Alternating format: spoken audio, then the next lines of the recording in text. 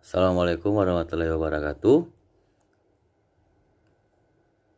Mohon izin Pak, perkenalkan nama saya Pascal Aditya Pratama Tanan, Taruna Ureda, nomor induk 1741264. Mohon izin Bapak Kapten Mustamin, saya akan menjawab pertanyaan dari Bapak menyangkut soal-soal yang Bapak berikan kemarin.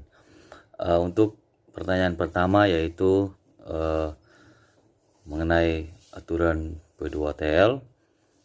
Untuk P2TL terdiri dari beberapa bagian. Untuk bagian umum itu pemberlakuan, di mana pemberlakuan itu semua kapal di laut lepas maupun perairan berhubungan dengan kapal laut yang dapat dilayari oleh kapal-kapal tersebut, tidak ada satupun aturan yang menghalangi berlakunya peraturan yang dibuat dalam aturan 1 tersebut, baik oleh penguasa yang berwenang untuk alur pelayaran sungai, danau maupun dalam pedalaman. Untuk aturan 2 itu ialah tanggung jawab, di mana tanggung jawab itu tidak ada satupun dalam aturan yang membebaskan setiap kapal atau pemiliknya atas kelalaian yang dia lakukan. Untuk aturan 3 itu definisi umum. Definisi umum ini dimaksudkan yaitu antara lain bahwa kapal mencakup semua jenis kendaraan air, termasuk kapal tenaga, pesawat terbang yang digunakan untuk dapat sebagai sarana angkutan di air. Untuk aturan 4 ialah bagian B, dia masuk dalam bagian B, di mana dalam bagian B tersebut dituliskan dalam bagian B itu aturan kapal mengemudikan dan melayarkan kapal. Dalam aturan 4 itu di situ disebut dapat pemberlakuan. Aturan 4 itu adalah pemberlakuan, di mana aturan dalam seksi ini berlaku dalam setiap keadaan penglihatan. Aturan 5 pengamatan. Tiap kapal harus senantiasa melakukan pengamatan, baik dengan penglihatan, pendengaran maupun dengan semua sarana yang tersedia.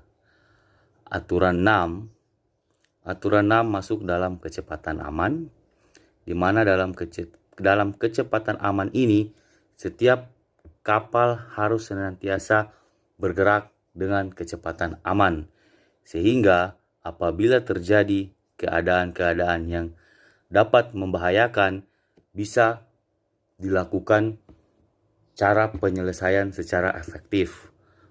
Maksudnya yaitu bahwa jika terjadi kecelakaan, jika terjadi situasi dalam keadaan bahaya tubrukan, bisa diatasi lebih cepat. Untuk aturan 7 yaitu bahaya tubrukan. Bahaya tubrukan, semua kapal harus menggunakan semua sarana yang tersedia dengan keadaan dan suasana untuk menentukan ada tidaknya bahaya tubrukan. Jika ada bahaya dalam melakukan pelayaran, segera lakukan tindakan apa yang baik untuk dapat menghindari bahaya tubrukan tersebut. Untuk aturan 8, tindakan kapal untuk menghindari tubrukan. Setiap kapal yang dilakukan untuk menghindari tubrukan, jika keadaan mengizinkan, harus tegas dilakukan dalam waktu yang cukup lapang dan benar-benar memperhatikan syarat. Apa yang dimaksudkan bahwa dalam aturan 8 ini, tindakan untuk menghindari tubrukan yaitu jika kita menentukan bahwa ada bahaya tubrukan, segera mengambil langkah-langkah yang sesuai dengan aturan yang berlaku. Untuk aturan 9 itu alur pelayaran sempit. Kapal jika berlayar mengikuti arah alur pelayaran atau pelayaran sempit harus berlayar sedekat mungkin dengan batas luar alur pelayaran. Untuk aturan 10 masuk dalam bagan pemisah lalu lintas. Aturan ini berlaku bagi tata pemintas lalu lintas yang berada di dalam alur pelayaran. Untuk aturan 11 itu masuk dalam sikap kapal dalam keadaan saling melihat. Aturan 11 itu yaitu pemberlakuan aturan 12 itu kapal layar. Bila dua kapal saling mendekati sehingga mengakibatkan bahaya tubrukan, satu di antara harus menghindari kapal yang lain. Untuk aturan 13 itu penyusulan. Kapal dianggap sedang menyusul bila mendekati kapal lain dari jurusan lebih dari 25 derajat belakang arah melintang. Itulah yang disebut dengan penyusulan. Aturan 14 itu situasi berhadapan. Situasi berhadapan, dua kapal tenaga sedang bertemu dengan haluan berhadapan dan hampir berhadapan. Masing-masing kapal harus merubah haluannya ke kanan. Jadi jika kita dalam berlayar kita berhadapan dengan kapal lain di depan kita harus merubah haluan ke kanan. Untuk aturan 15 itu adalah situasi bersilangan. Situasi bersilangan bila mana dua kapal tenaga bersilangan demikian rupa sehingga mengakibatkan bahaya tubrukan, maka kapal yang di sebelah kanannya terdapat kapal lain harus menyimpang. Jadi yang dimaksud ini bahwa jika kita melihat kapal lain di sebelah kanannya, di kapal sebelah kapal kita harus menyimpang untuk menghindari bahaya tubrukan.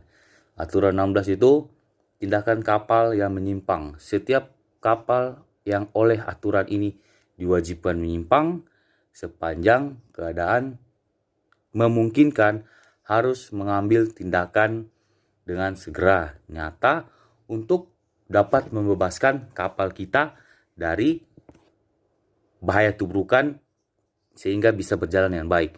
Aturan 17 itu tindakan kapal yang bertahan. Apabila dari satu kapal diharuskan menyimpang, maka kapal yang harus mempertahankan haluannya dengan kecepatan. Aturan 18 itu masuk dalam tanggung jawab antar kapal.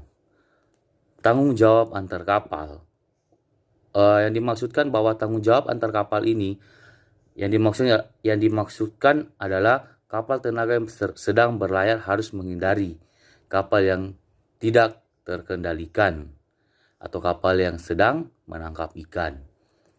Untuk aturan 19 masuk dalam seksi 3, sikap kapal dalam penglihatan 19. Aturan 19 itu perilaku kapal dalam penglihatan terbatas. Untuk perilaku kapal dalam penglihatan terbatas, aturan ini berlaku bagi kapal-kapal yang tidak saling melihat. Kapal yang sedang berlayar di suatu daerah dengan penglihatan yang sangat terbatas, sehingga aturan ini dapat dipakai. Untuk bagian C itu penerangan dan sosok benda. Aturan 20 itu pemberlakuan. Di dalam bagian ini harus dipenuhi dalam segala cuaca. Untuk aturan 21 itu adalah penerangan, definisi. Aturan 21 itu adalah definisi. Definisi yang dimaksudkan yaitu adalah menyangkut dalam sistem penerangan. Penerangan putih ditempatkan di sumbu membujur kapal, memperlihatkan cahaya tidak terputus-putus yang meliputi busur cakrawala 225 derajat. Untuk aturan 22 yaitu jarak tampak penerangan. Untuk jarak tampak penerangan, penerangan ditentukan dalam aturan harus mempunyai kuat cahaya sebagaimana disebutkan terperinci. Jadi jika kita dalam jarak tampak penerangan, kita harus melihatkan lampu-lampu penerangan yang ada pada saat kapal kita. Kapal yang panjangnya 50 meter atau lebih itu memiliki ada beberapa ciri-ciri dari penerangan tiang. Dia harus berapa mil, lambung berapa mil, buritan berapa, sehingga di situ kita dapat mengetahui kapal-kapal dengan ukuran berapa yang sedang berlayar di depan kita. Untuk aturan 23 itu kapal tenaga yang sedang berlayar. Aturan 23 itu kapal tenaga yang sedang berlayar wajib memperlihatkan penerangan tiang depan, penerangan tiang kedua di belakang, dan lebih tinggi daripada penerangan tiang depan, kecuali panjang kapal yang kurang dari 20 meter. Itu semua dipakai dalam kita penerangan dan sosok benda. Untuk aturan 24 yaitu menunda dan mendorong. Menunda dan mendorong yaitu penerangan pengganti penerangannya ditentukan dalam aturan 23. Dua penerangan tiang yang bersusun tegak. Jika kita menggunakan aturan menunda dan mendorong, kita harus melakukan penerangan yaitu penerangan lambung, penerangan buritan, penerangan tunda, atau penerangan buritan. Untuk aturan 25, aturan 25 ini masuk juga dalam sistem penerangan, di mana bahwa aturan 25 ditegaskan yaitu kapal yang sedang berlayar dan kapal yang sedang berlayar dengan menggunakan dayung. Bila kita melihat kapal yang menggunakan dayung, yaitu kebanyakan kita melihat kapal nelayan. Nah, kapal nelayan itu biasanya kalau kita di kapal itu biasa menunjukkan lampu yang warna hijau, hijau, merah, kedip-kedip. Nah, itulah kapal nelayan. Jika kita melihat kapal tersebut, kita wajib menghindari karena mereka itulah kapal nelayan. Yang aturan 26 itu adalah kapal ikan. Kapal yang sedang menangkap ikan, apakah sedang berlayar atau berlabuh jangkar. Kita tetap dalam aturan 26 ini kita wajib menghindari kapal tersebut bila mana kita berhadapan dengan mereka. Aturan 27 itu kapal yang tidak terkendalikan atau kapal yang kemampuan olah geraknya terbatas. Kapal yang tidak terkendalikan wajib memperlihatkan dua penerangan merah keliling bersusun tegak lurus yang dapat kelihatan dengan jelas. Jika kita mengalami lihat kapal yang dengan keadaan tersebut, wajib memperlihatkan lampu merah yang memiliki penerangan yang sangat terang agar bisa dilihat oleh kapal-kapal yang ada di sekitar kita. Untuk aturan 28 itu kapal yang terkendara oleh syaratnya. Kapal yang terkendala oleh syaratnya sebagai tambahan atas penerangan-penerangan yang ditentukan bagi kapal-kapal tenaga dalam aturan. Boleh memperlihatkan 3 penerangan merah keliling bersusun tegak lurus. Aturan 29 itulah kapal pandu. Kapal pandu, kapal yang sedang bertugas memandu, harus memperlihatkan 2 puncuk tiang atau di dekatnya, 2 penerangan keliling bersusung tegak lurus di atas putih dan di bawah merah. Untuk kapal pandu pada saat di siang hari wajib memperlihatkan sosok bendera hotel. Ya, bendera hotel itu adalah benda untuk kita menaikkan pandu atau ada pandu di dalam kapal tersebut. Untuk aturan 30 yaitu kapal yang berlabuh jangkar dan kandas. Untuk kapal yang berlabuh jangkar harus memperlihatkan suatu tempat di mana kelihatan dengan jelas. Jelas di mana kita dapat berlabuh jangkar. Untuk penerangan, dia memiliki penerangan putih keliling. Atau kalau di siang hari kita wajib memperlihatkan bola-bola. Biasa kalau kita sedang berlabuh jangkar, kita memperlihatkan bola-bola untuk dapat mengetahui kapal itu dia sedang berlabuh. Untuk aturan 31, pesawat terbang laut. Pesawat terbang laut, apabila pesawat terbang laut tidak mampu memperlihatkan sosok penerangan dan sosok benda dan sifat-sifat atau kedudukan yang ditentukan dalam aturan ini, pesawat terbang itu harus memperlihatkan penerangan dan sosok benda yang sifatnya kedudukannya semirip mungkin penerangan dalam sosok benda. Untuk aturan selanjutnya yaitu masuk dalam aturan 32. Aturan 32 itu masuk dalam bagian D, isyarat bunyi dan cahaya. Untuk isyarat bunyi, aturan 32 itulah definisi, aturan 33 itulah perlengkapan untuk isyarat bunyi. Kapal yang panjangnya 12 meter atau lebih harus dilengkapi dengan suling dan gentah.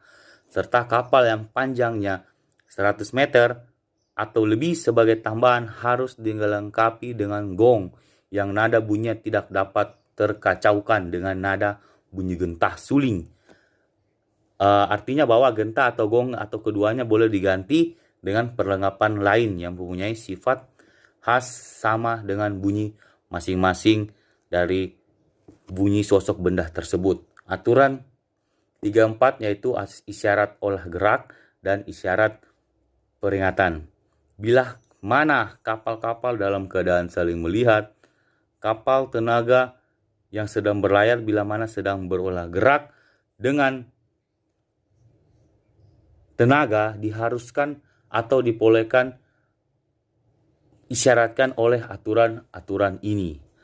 1. Tiup pendek untuk menyatakan saya sedang merubah haluan. 2. Tiup pendek untuk menyatakan saya sedang merubah haluan. 3. Tiup pendek menyatakan bahwa saya sedang berjalan mundur.